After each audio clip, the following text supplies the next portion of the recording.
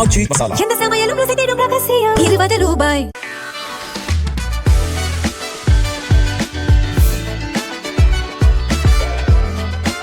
கடந்த மாதம் 23ஆம் தேதி நடந்த தமிழக சட்டசபை தேர்தலில் தவிக 108 இடங்களில் வென்று தனிப்பெரும் கட்சியாக உருவெடுத்தது.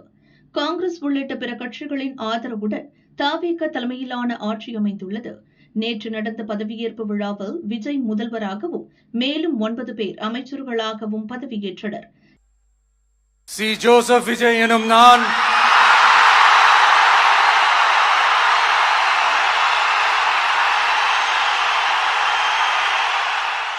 இதையடுத்து தவிக எம்எல்ஏ கருப்பையா தற்காலிக சபாநாயகராக பதவியேற்றார். அனைவருக்கும் கவர்னர் அர்லேகர் பதவி பிரமாணம் செய்து வைத்தார். இதையடுத்து இன்று காலை தமிழகத்தின் 17வது சட்டசபை கூட்டம் கூடியது. முதல்வர் விஜய் கோட் சூட் அணிந்தபடி சபைக்கு வந்து முதல் இருக்கையில் அமர்ந்தார். அவரைத் தொடர்ந்து அமைச்சர்கள் ஆனந்த், ஆதவ் அர்ஜுனா, அருண்ராஜ், செங்கோட்டையன் உள்ளிட்டோர் அமர்ந்தனர். முதல்வருக்கு நேர் எதிராக திமுக எம்எல்ஏ உதயநிதி மற்றும் அவரைத் தொடர்ந்து திமுக உள்ளிட்ட எதிர்க்கட்சி எம்எல்ஏக்கள் அமர்ந்தனர்.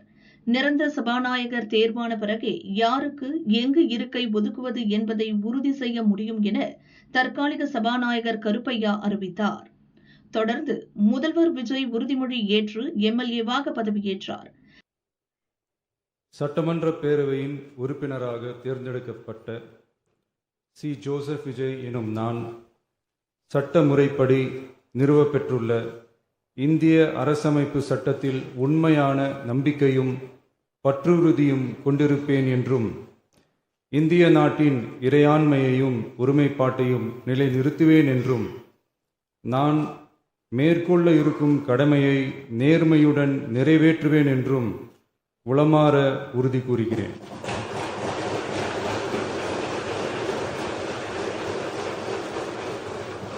அவரைத் தொடர்ந்து அமைச்சர்கள் எம்எல்ஏ பதவியேற்றனர். சட்டத்தில் உண்மையான நம்பிக்கையும் பற்றுறுதியும் கொண்டிருப்பேன் என்றும் இந்திய நாட்டின் இறையாண்மையும் ஒருமைப்பாட்டையும் நிலைநிறுத்துவேன் என்றும் நான் மேற்கொள்ள இருக்கும் கடமையை நேர்மையுடன் நிறைவேற்றுவேன் என்று கடவுளறிய உறுதி கூறுகிறேன். அதன்பின் உதயநிதி, பழனிசாமி, ஓ. பன்னீர்செல்வம் என அடுத்தடுத்து உறுப்பினர்கள் அனைவரும் பதவியேற்றனர்.